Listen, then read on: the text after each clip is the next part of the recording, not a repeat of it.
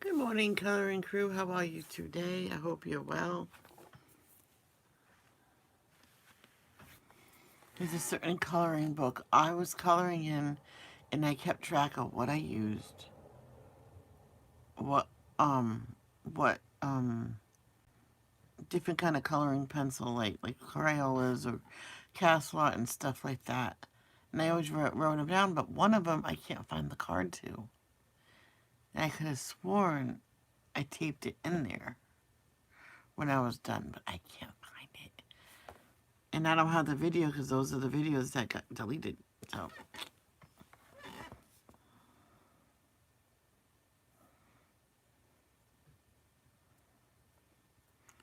So the date I wrote on it that I did it, I'm going to try to find out if I really do have that.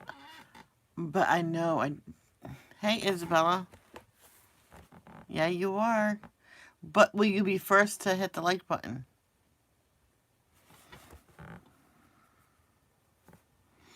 All right, let me share this out. I don't need this on no more.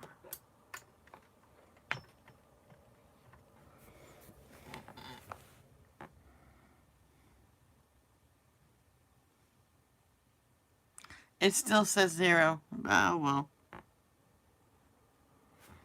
Come listen to the word of God. I said come, not call.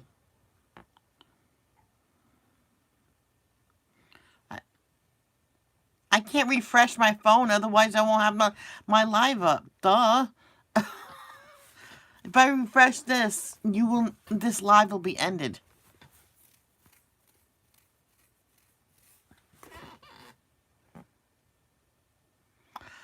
My iPad is being charged right now. I gotta send this out. It's not important. I can't refresh my iPad, my phone.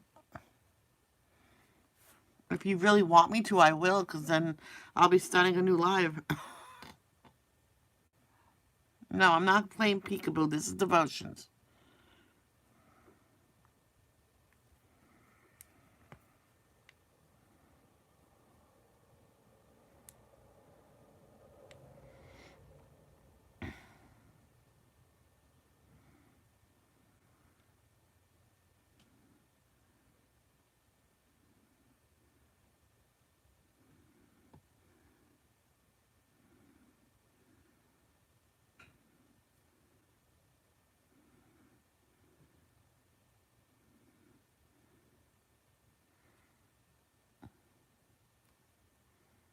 Yeah, I don't mean to sound moody, but there's no lights.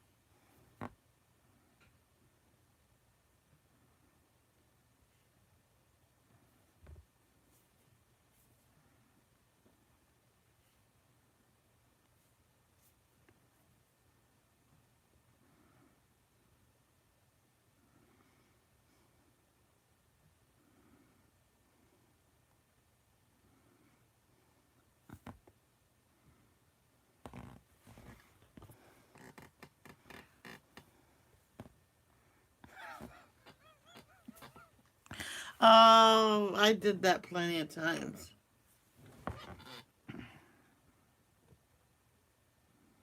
See how you forget to send one oh, here she is. I was about to say, if you forget to send one person a message, sometimes you can't find their name again. I don't know if Becky wants to come or Cajun. Okay.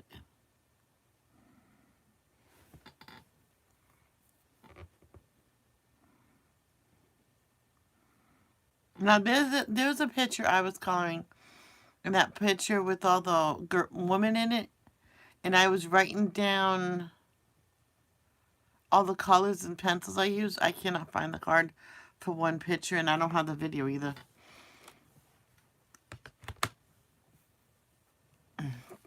Oh, there's 3 people here. Let's wait until people stop hitting the like button. See, someone hit the like button. Well, good morning, Jay. How are ya?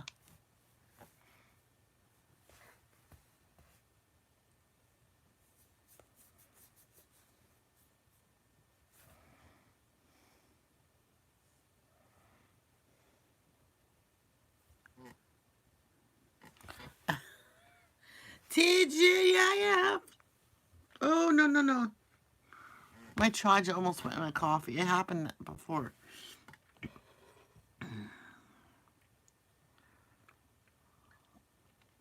Yeah, it gets me frustrated with that picture, though.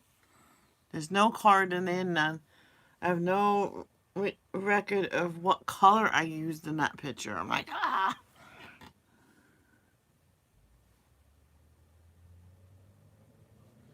What? You goofball. No, I'm not going to send you a link. You're already here, you goofy. All right. Let's say the Lord's Prayer. Our Father who art in heaven, hallowed be thy name. Thy kingdom come, that will be done on earth as it is in heaven. Give us this day our daily bread. Forgive us for our trespasses. Forgive those who trespass against us. Lead us not to temptation, but deliver us from evil. For thine is the kingdom, the power, and the glory forever and ever. Amen. I did not memorize it. It's right here. Snookums. Hi, Snookums.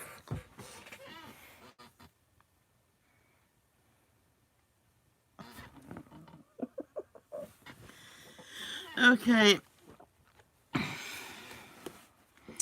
This is 21 Days of John, day 18. I can't wait for day 21. It's a long one. 18. Yay! 3 more days. I can do the 3 days in one day. I won't. Okay. Some days alarms don't go off. One day, for school, I set my alarm. My mother checked and said it's on and never went on. Boy, did I have to get up and run to the bus stop. I ran barefoot. My hair wasn't done, so I put all my hairs, like brush everything in my book bag, my socks and shoes. And this one girl that always made fun of me says, Michelle, relax. I'm late. Ah. I went on the bus and put my socks and shoes on, and I never got to eat. I was so mad. All right, some days our alarms don't go off. Cars won't start and nothing goes as planned. But even those mishaps pale in comparison to moments when someone suddenly loses their job, is widowed, or struck with an incurable illness. Our future is unforeseen, sometimes in the worst ways. The scene in John 18 is an unimaginable disaster. Jesus is betrayed by one of his closest friends. He is arrested and bound by a bank of officers and soldiers. Then he is interrogated and treated like a criminal. Seemingly, everything has gone wrong. But in reality, everything was going according to plan. John makes it clear that Jesus was not a victim of circumstance, but contrary to appearance. He was he was in complete control. Jesus foretold these events. He turned himself over to them, knowing all that would happen to him. John 18 chapter John chapter 18 verse 4. And he declared to Pilate, for this purpose I was born, and for this purpose I have come into the world. John chapter 18 verse 37. How could Jesus continue to submit to the situation? He trusted in God's plan. In the same way, Jesus trusted in the goodness of the Father despite his circumstances. We can trust that God is in complete control over every aspect of our lives, even when events are outside of our control. We can rest assured that God is graciously orchestrating everything for ultimate good. Romans chapter 8 verse 28. Today, thank God for his goodness and his authority over all circumstances. Ask him to help you remember this truth in the face of any difficulty. Remember that. Hi, food lover.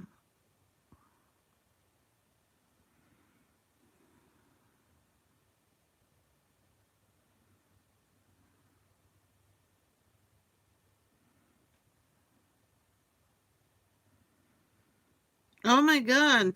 55 people on a panel? Holy, wow. Okay, let's listen to John 18 because I'm not reading it. It's sad.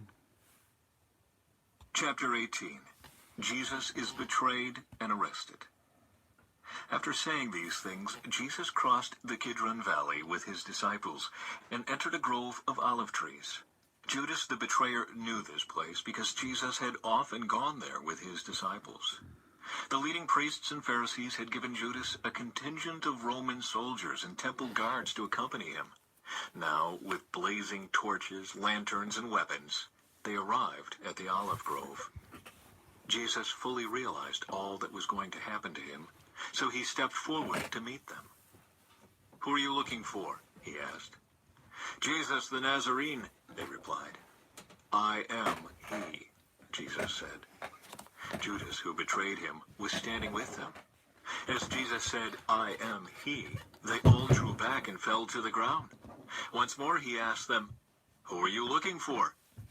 And again they replied, "Jesus the Nazarene." "I told you that I am he," Jesus said. "And since I am the one you want, let these others go." He did this to fulfill his own statement, "I did not lose a single one of those you have given me." And Simon Peter drew a sword and slashed off the right ear of Malchus, the high priest's slave. But Jesus said to Peter, "Put your sword back into its sheath. Shall I not drink from the cup of suffering the Father has given me?" Jesus at the high priest's house. So the soldiers, their commanding officer, and the temple guards arrested Jesus and tied him up. First, Just want to stop this for a second. Now, I said I was looking for a list of what colors I use for a certain picture. I put it on the back of I put it on the back of the picture instead of next to it. It's right here. Because the next one I put on the back of that one, I wrote on the back of that one. There we go. First, they took him to Annas, the father-in-law of Caiaphas, the high priest at that time. Caiaphas was the one who had told the other Jewish leaders, "It's better that one man should die for the people." Peter's first denial. Simon Peter followed Jesus, as did another of the disciples. That other disciple was acquainted with the high priest, so he was allowed to enter the high priest's courtyard with Jesus. Peter had to stay outside the gate. Then the disciple who knew the high priest spoke to the woman watching at the gate, and she let Peter in. The woman asked Peter, "You're not one of that man's disciples, are you?" "No," he said, "I am not." Because it was cold, the household servants and the guards had made a charcoal fire. They stood around it warming themselves. and Peter stood with them, warming himself. The high priest questions Jesus. Inside, the high priest began asking Jesus about his followers and what he had been teaching them. What did I tell you? You're not allowed to donate no more. That's it. Jesus replied, You did your good. Everyone knows what I teach. I have preached regularly in the synagogues and the temple where the people gather. I have not spoken in secret. Why are you asking me this question? Ask those who heard me. They know what I said. Then one of the temple guards standing nearby slapped Jesus across the face. Is that the way to answer the high priest? He demanded. Jesus replied, If I said anything wrong, you must prove it. But if I'm speaking the truth, why are you beating me? Then Annas bound Jesus and sent him to Caiaphas, the high priest. Peter's second and third denials. Meanwhile, as Simon Peter was standing by the fire warming himself, they asked him again, You're not one of his disciples, are you? He denied it, saying, No, I am not. But one of the household slaves of the high priest, a relative of the man whose ear Peter had cut off, asked, Didn't I see you out there in the olive grove with Jesus? Again, Peter denied it. And immediately, a rooster crowed. Jesus' trial before Pilate. Jesus' trial before Caiaphas ended in the early hours of the morning. Then he was taken to the headquarters of the Roman governor. His accusers didn't go inside because it would defile them and they wouldn't be allowed to celebrate the Passover. So Pilate, the governor, went out to them and asked, What is your charge? I know, but you donated $10 out of your own pocket yesterday. That's enough for this week. Charge against this man? We wouldn't have handed him over to you if he weren't a criminal, They retorted. Then take him away and judge him by your own law. Pilate told them. Only the Romans are permitted to execute someone. The Jewish leaders replied. This fulfilled Jesus' prediction about the way he would die. Then Pilate went back into his headquarters and called for Jesus to be brought to him. Are you the king of the Jews? He asked him. Jesus replied, Is this your own question, or did others tell you about me? Am I a Jew? Pilate retorted. Your own people and their leading priests brought you to me for trial? Why? What have you done? Jesus answered, My kingdom is not an earthly kingdom. If it were, my followers would fight to keep me from being handed over to the Jewish leaders. But my kingdom is not of this world. Pilate said, So you are a king? Jesus responded, You say I am a king. Actually, I was born and came into the world to testify to the truth. All who love the truth recognize that what I say is true. What is truth? Pilate asked. Then he went out again to the people and told them, He is not guilty of any crime, but you have a custom of asking me to release one prisoner each year at Passover. Would you like me to release this king of the Jews? But they shouted back, No, not this man. We want Barabbas. Barabbas was a revolutionary. He was also a murderer. Barabbas was bad, man.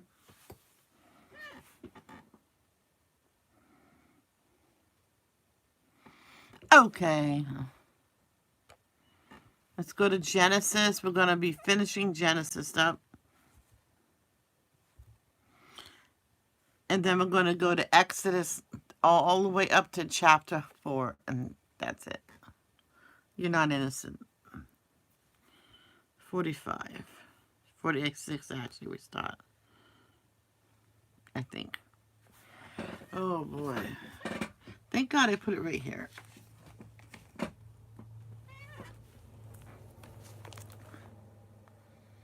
Yes, 46.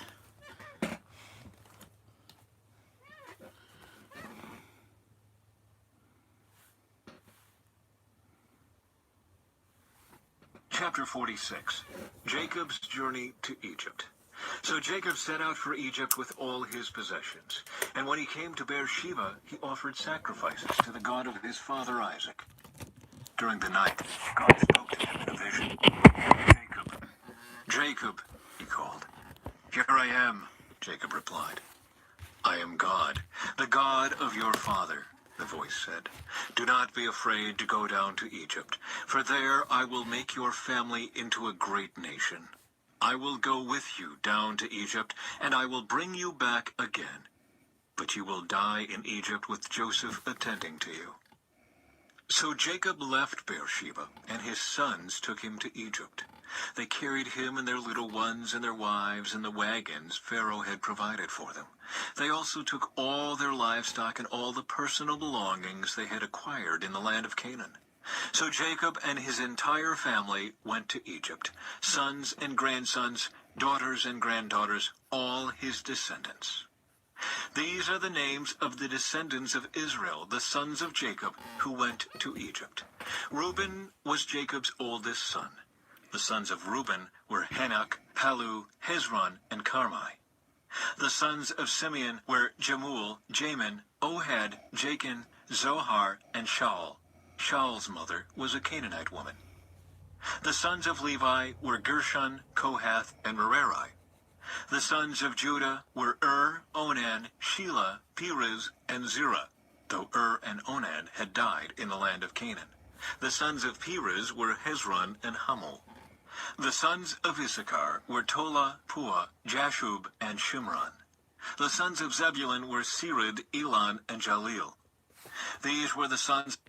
I observed her live. It's not to what I want to watch. But don't tell her that. Don't be mean to tell her that. Of Leah and Jacob, who were born in Padan Aram, in addition to their daughter Dinah. The number of Jacob's descendants, male and female, through Leah, was 33. The sons of Gad were Zephon, Haggai, Shunai, Hezbon, Eri, Eridai, and Arlai. The sons of Asher were Imnah, Ishva, Ishvi, and Beriah. Their sister was Sirah. Beriah's sons were Heber and Melchiel. These were the sons of Zilpah, the servant given to Leah by her father Laban. The number of Jacob's descendants through Zilpah was 16. The sons of Jacob's wife Rachel were Joseph and Benjamin. Joseph's sons, born in the land of Egypt, were Manasseh and Ephraim. Their mother was Asenath, daughter of Potipharah, the priest of On.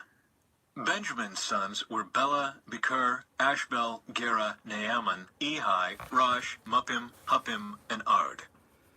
These were the sons of Rachel and Jacob. The number of Jacob's descendants through Rachel was 14.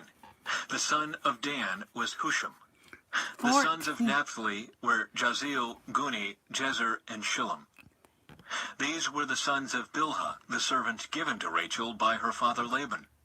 The number of Jacob's descendants through Bilhah was 7. The total number of Jacob's direct descendants who went with him to Egypt, not counting his sons' wives, was 66. In addition, Joseph had 2 sons who were born in Egypt. So altogether, there were 70 members of Jacob's family in the land of Egypt. Jacob's family arrives in Goshen. As they neared their destination, Jacob sent Judah ahead to meet Joseph and get directions to the region of Goshen. And when they finally arrived there, Joseph prepared his chariot and traveled to Goshen to meet his father Jacob. When Joseph arrived, he embraced his father and wept, holding him for a long time.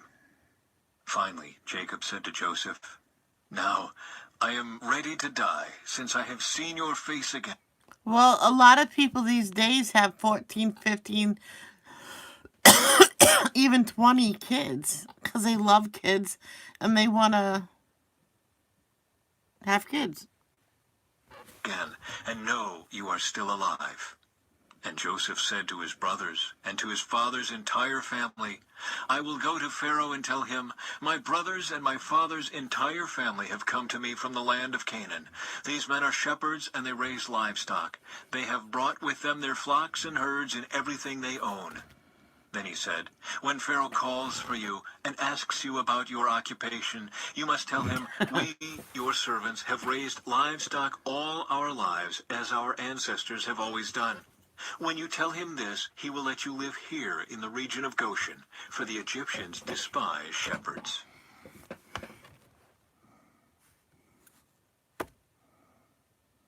Chapter 47.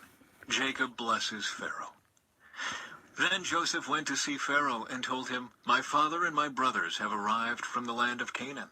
They have come with all their flocks and herds and possessions, and they are now in the region of Goshen."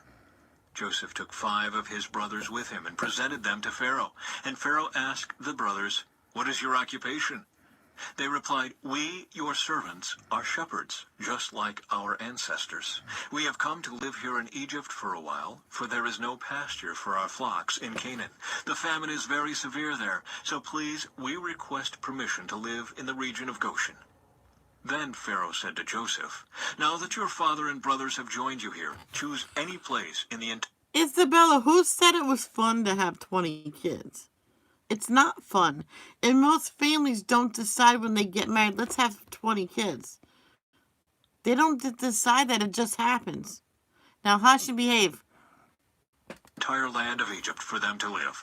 Give them the best land of Egypt. Let them live in the region of Goshen. And if any of them have special skills, put them in charge of my livestock too. Then Joseph brought in his father Jacob and presented him to Pharaoh. And Jacob blessed Pharaoh. "How old are you?" Pharaoh asked him. Jacob replied, "I have traveled this earth for 130 hard years, but my life has been short compared to the lives of my ancestors." Then Jacob blessed Pharaoh again before leaving his court. So Joseph assigned the best land of Egypt, the region of Ramesses, to his father and his brothers, and he settled them there just as Pharaoh had commanded. And Joseph provided food for his father and his brothers in amounts appropriate to the number of their dependents, including the smallest children. Joseph's leadership in the famine. Meanwhile, the famine became so severe that all the food was used up, and people were starving throughout the lands of Egypt and Canaan. By selling grain to the people, Joseph eventually collected all the money in Egypt and Canaan, and he put the money in Pharaoh's treasury.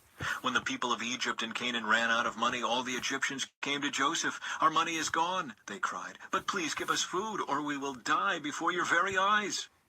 Joseph replied, "Since your money is gone, bring me your livestock. I will give you food in exchange for your livestock." So they brought their livestock to Joseph in exchange for food. Wait a minute. They had livestock? Why couldn't they get one and kill it and eat it? Cook it and eat it? That's weird. In exchange for their horses, flocks of sheep and goats, herds of cattle and donkeys, Joseph provided them with food for another year. But that year ended, and the next year they came again and said, "We cannot hide the truth from you, my lord. Our money is gone, and all our livestock and cattle are yours. We have nothing left to give but our bodies and our land. Why should we die before your very eyes? Buy us and our land in exchange for food. We offer our land and ourselves as slaves for Pharaoh. Just give us grain so we may live and not die, and so the land does not become empty and desolate." So Joseph bought all the land of Egypt for Pharaoh. All the Egyptians sold him their fields because the famine was so severe, and soon all the land belonged to Pharaoh. As for the people, he made them all slaves. Isabella, drop the subject, please. Thank you. From one end of Egypt to the other. The only land he did not buy was the land belonging to the priests. They received an allotment of food directly from Pharaoh, so they didn't need to sell their land. Then Joseph said to the people, "Look, today I have bought you and your land for Pharaoh. I will provide you with seed so you can plant the fields.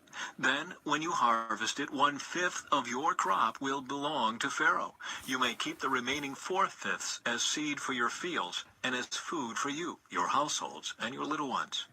"You have saved our lives," they exclaimed. "May it please you, my lord, to let us be Pharaoh's servants." Joseph then issued a decree, still in effect in the land of Egypt, that Pharaoh should receive 1/5 of all the crops grown on his land. Only the land belonging to the priests was not given to Pharaoh. Meanwhile, the people of Israel settled in the region of Goshen in Egypt. There they acquired property, and they were fruitful, and their population grew rapidly. Jacob lived for 17 years after his arrival in Egypt, so he lived 147 years in all. As the time of his death drew near, Jacob called for his son Joseph and said to him, "Please do me this favor. put your hand under my thigh and swear that you will treat me with unfailing love by honoring this last request. Do not bury me in Egypt. When I die, please take my body out of Egypt and bury me with my ancestors." So Joseph promised, "I will do as you ask." "Swear that you will do it," Jacob insisted. So Joseph gave his oath, and Jacob bowed humbly at the head of his bed.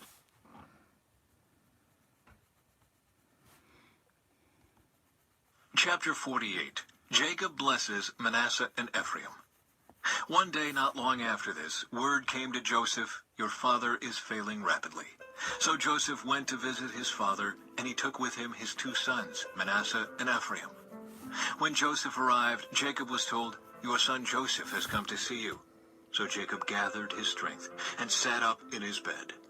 Jacob said to Joseph, "God Almighty appeared to me at Luz in the land of Canaan and blessed me.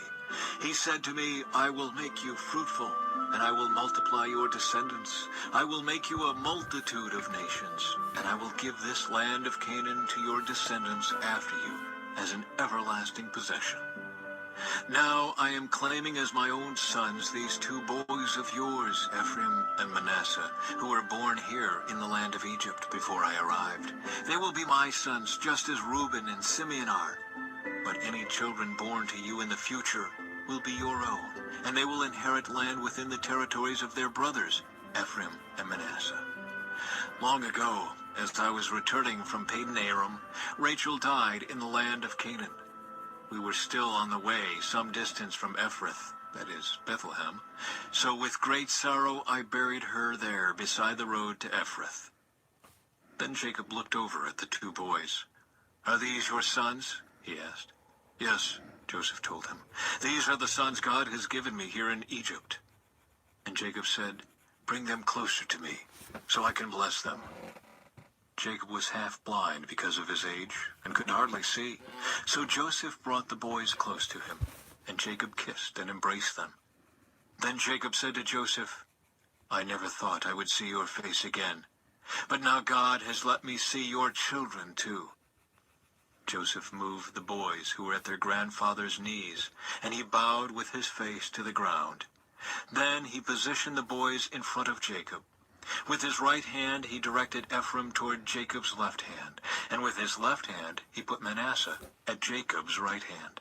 But Jacob crossed his arms as he reached out to lay his hands on the boys' heads. He put his right hand on the head of Ephraim, though he was the younger boy, and his left hand on the head of Manasseh, though he was the firstborn.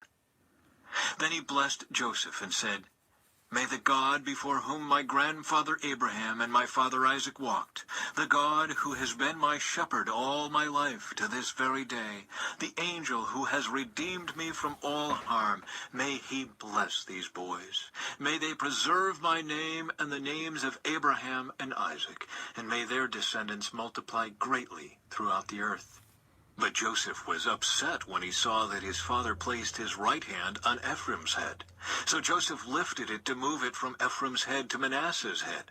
"No, my father," he said, "this one is the firstborn. Put your right hand on his head." But his father refused. "I know, my son, I know," he replied. "Manasseh will also become a great people, but his younger brother will become even greater, and his descendants will become a multitude of nations." So Jacob blessed the boys that day with this blessing. "The people of Israel will use your names when they give a blessing. They will say, 'May God make you as prosperous as Ephraim and Manasseh.'" In this way, Jacob put Ephraim ahead of Manasseh. Then Jacob said to Joseph, "Look, I am about to die, but God will be with you, and will take you back to Canaan, the land of your ancestors.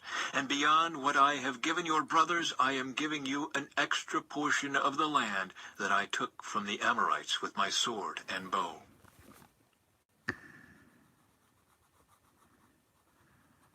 Chapter 49. Jacob's last words to his sons. Then Jacob called together all his sons and said, "Gather around me, and I will tell you what will happen to each of you in the days to come. Come and listen, you sons of Jacob. Listen to Israel your father. Reuben, You are my firstborn, my strength, the child of my vigorous youth. You are first in rank and first in power. But you are as unruly as a flood, and you will be first no longer. For you went to bed with my wife. You defiled my marriage couch.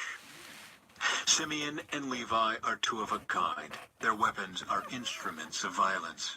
May I never join in their meetings. May I never be a party to their plans. For in their anger they murdered men, and they crippled oxen just for sport. A curse on their anger, for it is fierce. A curse on their wrath, for it is cruel. I will scatter them among the descendants of Jacob. I will disperse them throughout Israel.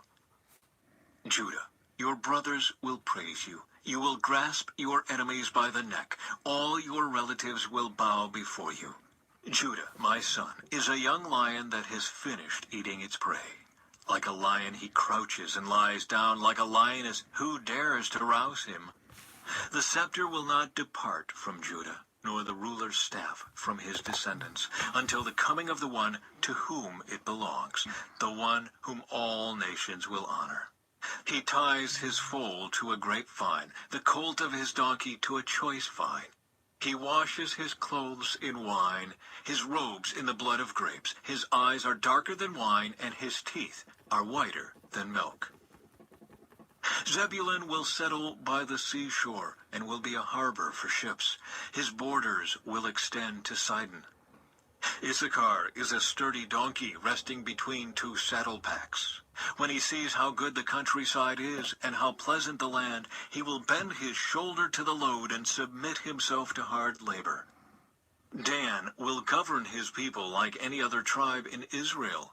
Dan will be a snake beside the road, a poisonous viper along the path that bites the horse's hooves so its rider is thrown off. I trust in you for salvation, O Lord. Gad will be attacked by marauding bands, but he will attack them when they retreat. Asher will dine on rich foods and produce food fit for kings. Naphtali is a doe set free that bears beautiful fawns. Joseph is the foal of a wild donkey, the foal of a wild donkey at a spring, one of the wild donkeys on the ridge. Archers attacked him savagely. They shot at him and harassed him, but his bow remained taut, and his arms were strengthened by the hands of the mighty one of Jacob, by the shepherd, the rock of Israel.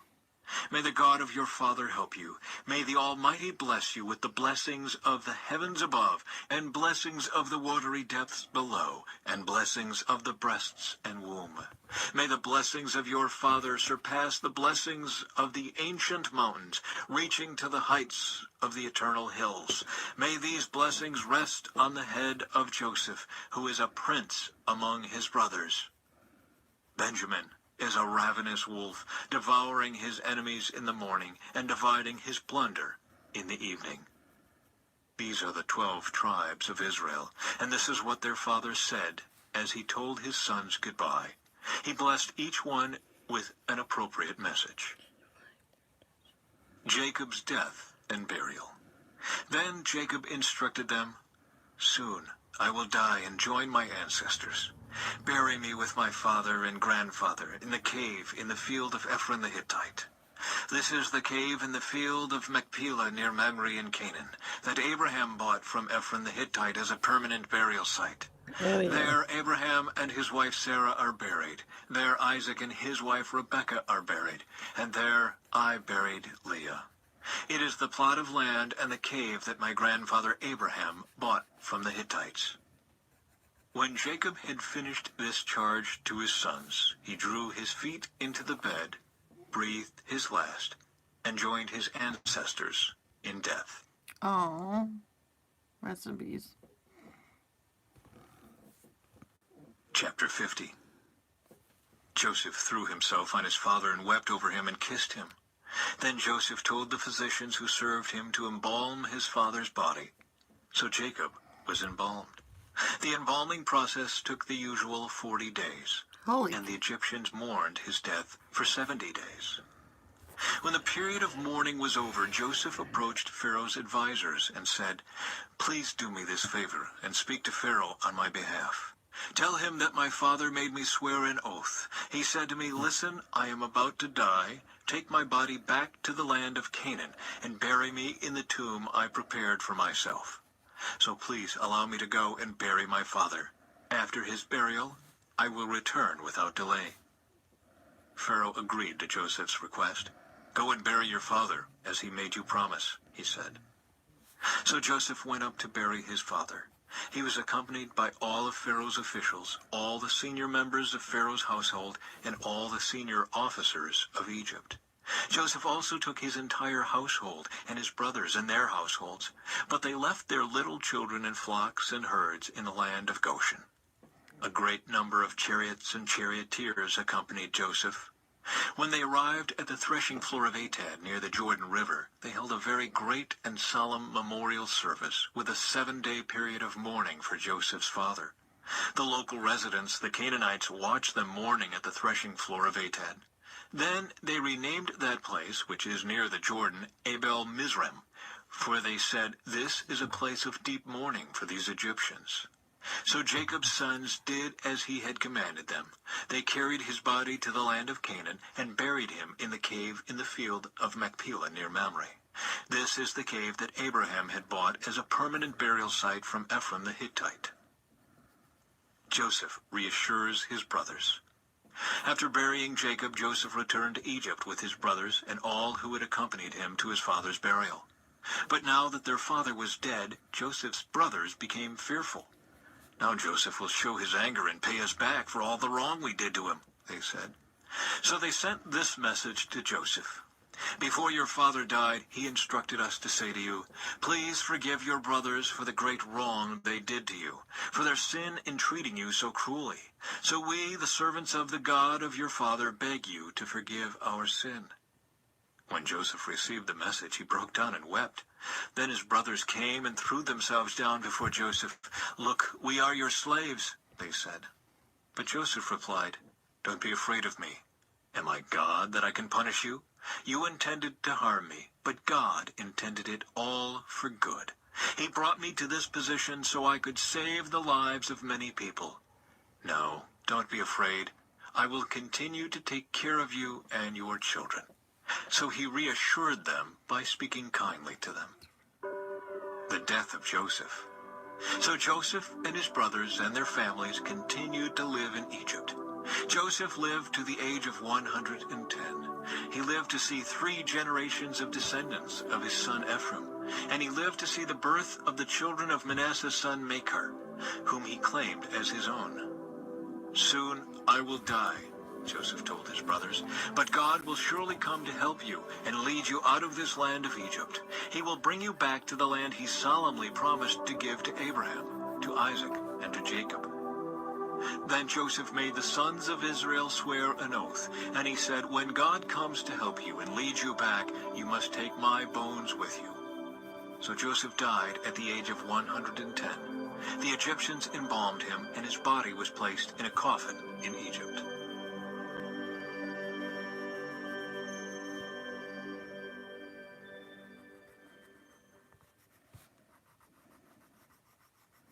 Exodus, chapter 1. The Israelites in Egypt.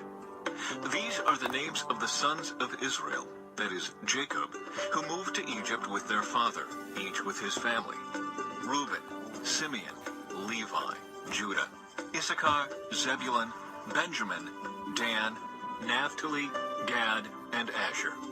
In all, Jacob had 70 descendants in Egypt, including Joseph, who was already there. In time, Joseph and all of his brothers died, ending that entire generation. But their descendants, the Israelites, had many children and grandchildren. In fact, they multiplied so greatly that they became extremely powerful and filled the land. Eventually, a new king came to power in Egypt who knew nothing about Joseph or what he had done. He said to his people, "Look, the people of Israel now outnumber us and are stronger than we are. We must make a plan to keep them from growing even more. If we don't, and if war breaks out, they will join our enemies and fight against us. Then they will escape from the country." So the Egyptians made the Israelites their slaves. They appointed brutal slave drivers over them, hoping to wear them down with crushing labor. They forced them to build the cities of Pithom and Ramesses as supply centers for the king. But the more the Egyptians oppressed them, the more the Israelites multiplied and spread, and the more alarmed the Egyptians became. So the Egyptians worked the people of Israel without mercy. They made their lives bitter, forcing them to mix mortar and make bricks and do all the work in the fields. They were ruthless in all their demands. Then Pharaoh, the king of Egypt, gave this order to the Hebrew midwives, Shiphrah and Puah. When you help the Hebrew women as they give birth, watch as they deliver. If the baby is a boy, kill him. If it is a girl, let her live. But because the midwives feared God, they refused to obey the king's orders. They allowed the boys to live too. So the king of Egypt called for the midwives. "Why have you done this?" he demanded. "Why have you allowed the boys to live?" "The Hebrew women are not like the Egyptian women," the midwives replied. "They are more vigorous and have their babies so quickly that we cannot get there in time." So God was good to the midwives, and the Israelites continued to multiply, growing more and more powerful. And because the midwives feared God, he gave them families of their own. Then Pharaoh gave this order to all his people: "Throw every newborn Hebrew boy into the Nile River, but you may let the girls live." That's horrible. Chapter 2. The Birth of Moses. About this time, a man and woman from the tribe of Levi got married. The woman became pregnant and gave birth to a son. She saw that he was a special baby and kept him hidden for 3 months. But when she could no longer hide him, she got a basket made of papyrus reeds and waterproofed it with tar and pitch. She put the baby in the basket and laid it among the reeds along the bank of the Nile River.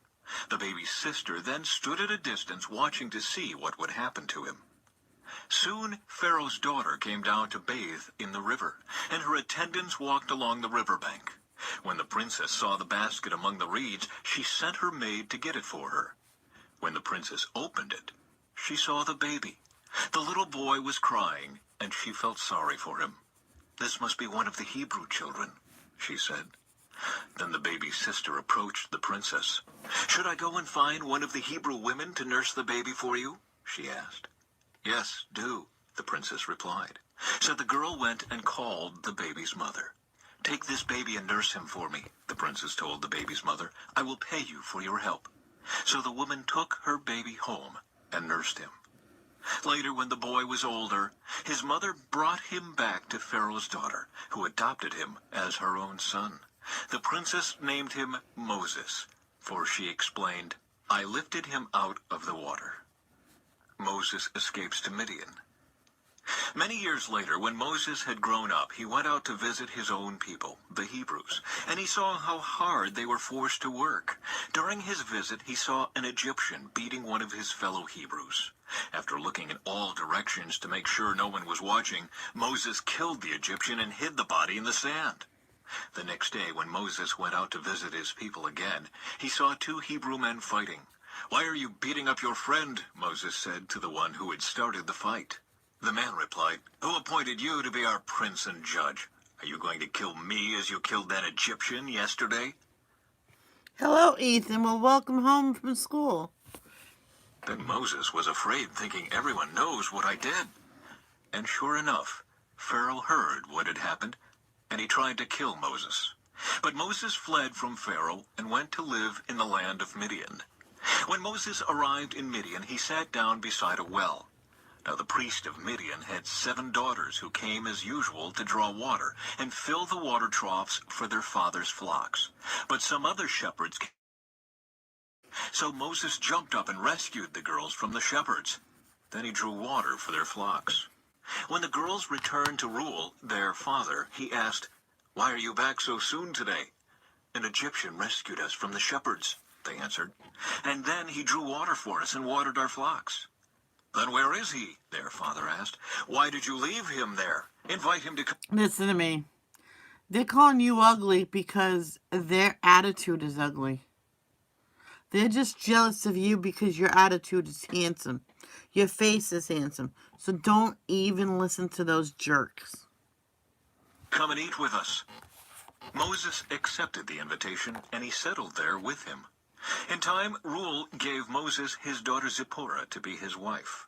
Later, she gave birth to a son, and Moses named him Gershom, for he explained, I have been a foreigner in a foreign You're welcome. land. Years passed, and the king of Egypt died. But the Israelites continued to groan under their burden of slavery. They cried out for help, and their cry rose up to God. God heard their groaning, and he remembered his covenant promise to Abraham, Isaac, and Jacob. He looked down on the people of Israel and knew it was time to act. Chapter 3. Moses and the Burning Bush. One day Moses was tending the flock of his father-in-law Jethro, the priest of Midian. He led the flock far into the wilderness and came to Sinai, the mountain of God. There, the angel of the Lord appeared to him in a blazing fire from the middle of a bush. Moses stared in amazement. Though the bush was engulfed in flames, it didn't burn up. This is amazing, Moses said to himself. Why isn't that bush burning up? I must go see it. When the Lord saw Moses coming to take a closer look, God called to him. Exactly. Tell them that. Just say, if I'm so ugly, how come all the girls ask me out, not you guys? From the middle of the bush. Moses, Moses, here I am, Moses replied. Do not come any closer, the Lord warned. Take off your sandals, for you are standing on holy ground. I am the God of your father, the God of Abraham, the God of Isaac, and the God of Jacob. When Moses heard this, he covered his face because he was afraid to look at God. Then the Lord told him, I have certainly seen the oppression of my people in Egypt. I have heard their cries of distress because of their harsh slave drivers. Yes, I am aware of their suffering, so I have come down to rescue them from the power of the Egyptians and lead them out of Egypt into their own fertile and spacious land. It is a land flowing with milk and honey, the land where the Canaanites, Hittites, Amorites, Perizzites, Hivites, and Jebusites now live. Look, the cry of the people of Israel has reached me, and I have seen how harshly the Egyptians abuse them. Now go, for I am sending you to Pharaoh. You must lead my people Israel out of Egypt. But Moses protested to God, Who am I to appear before Pharaoh? Who am I to lead the people of Israel out of Egypt? God answered, I will be with you, and this is your sign that I am the one who has sent you. When you have brought the people out of Egypt, you will worship God at this very mountain.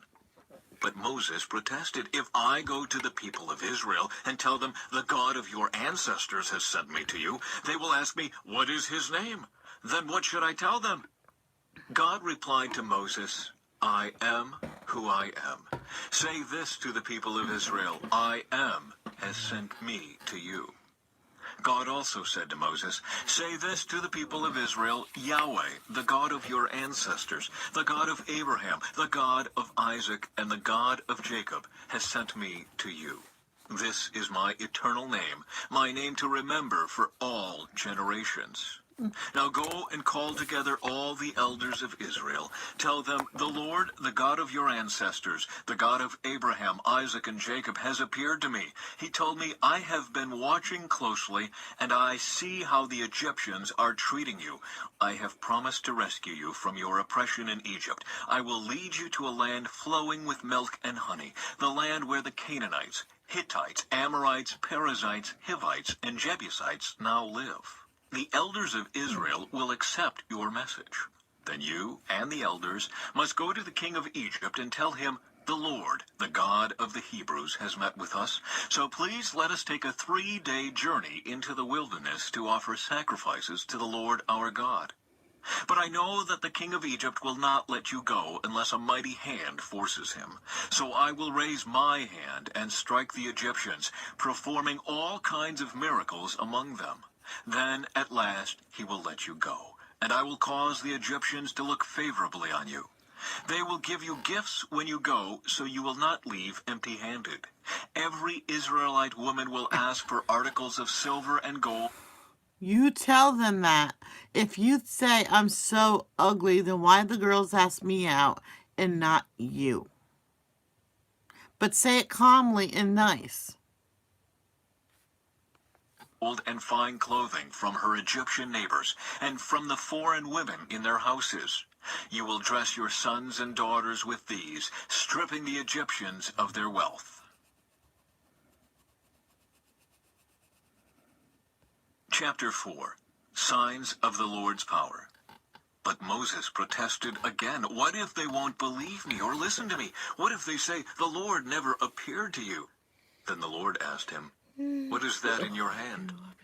A shepherd's staff, Moses replied. Throw it down on the ground, the Lord told him. So Moses threw down the staff, and it turned into a snake. Moses jumped back. Then the Lord told him, reach out and grab its tail. So Moses reached out and grabbed it, and it turned back into a shepherd's staff in his hand. Vicky! Poof! Oh, yeah. Good morning, Vicky.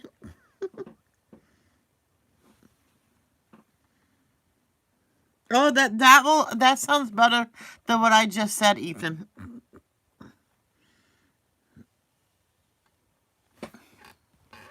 Perform this sign, the Lord told him. Then they will believe that the Lord, the God of their ancestors, the God of Abraham, You lurker. the God of Isaac, and the God of Jacob, really has appeared to you. Then the Lord said to Moses, now put your hand inside your cloak. So Moses put his hand inside his cloak, and when he took it out again, his hand was white as snow with a severe skin disease. Now put your hand back into your cloak, the Lord said. So Moses put his hand back in, and when he took it out again, it was as healthy as the rest of his body. The Lord said to Moses, if they do not believe you and are not convinced by the first miraculous sign, they will be convinced by the second sign. And if they don't believe you or listen to you even after these two signs, then take some water from the Nile River and pour it out on the dry ground. When you do, the water from the Nile will turn to blood on the ground. But Moses pleaded with the Lord, oh Lord, I'm not very good with words. I never have been. And I'm not now, even though you have spoken to me. I get tongue-tied and my words get tangled. Then the Lord asked Moses, who makes a person's mouth? Who decides whether people speak or do not speak, hear or do not hear, see or do not see? Is it not I, the Lord? Now go. I will be with you as you speak, and I will instruct you in what to say. Hello there, Sophie. Thank you so much. But Moses again pleaded, Lord, please send anyone else. Then the Lord became angry with Moses. All right, he said. What about your brother, Aaron the Levite? I know he speaks well, and look, he is on his way to meet you now. He will be delighted to see you. Talk to him, and put the words in his mouth. I will be with both of you as you speak. Uh-oh. It paused.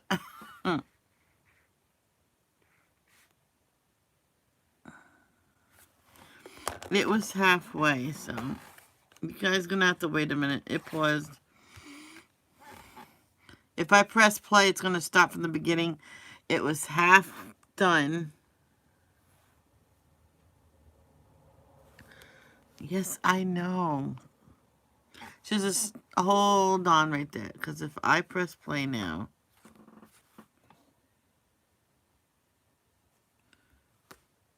Then the Lord asked him, yeah, right about there. Aaron will be your spokesman to the people. He will be your mouthpiece, and you will stand in the place of God for him, telling him what to say. I think this is where it ended up. And take your shepherd's staff with you and use it to perform the miraculous signs I have shown you. Moses returns to Egypt.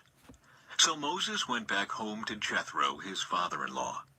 Please let me return to my relatives in Egypt, Moses said. I don't even know if they are still alive. Go in peace, Jethro replied.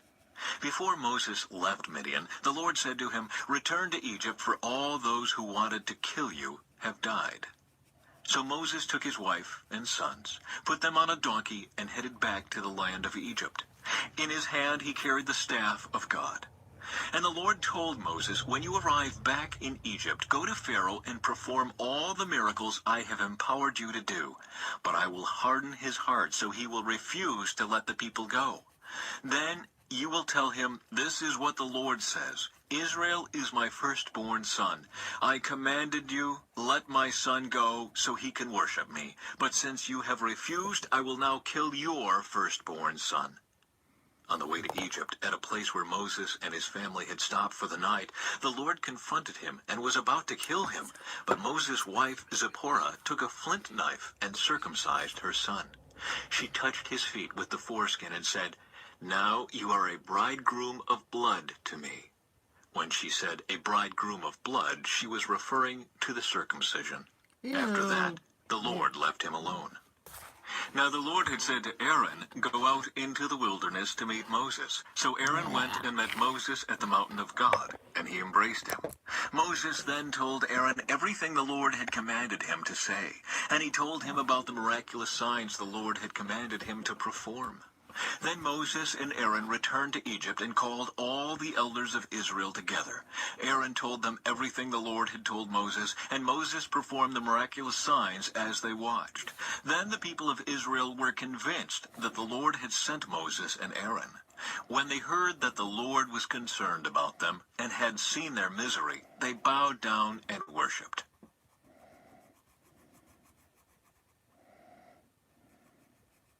Chapter 5. Moses and Aaron speak. No, we're ending on number 4. I already wrote it down. I already planned it, so.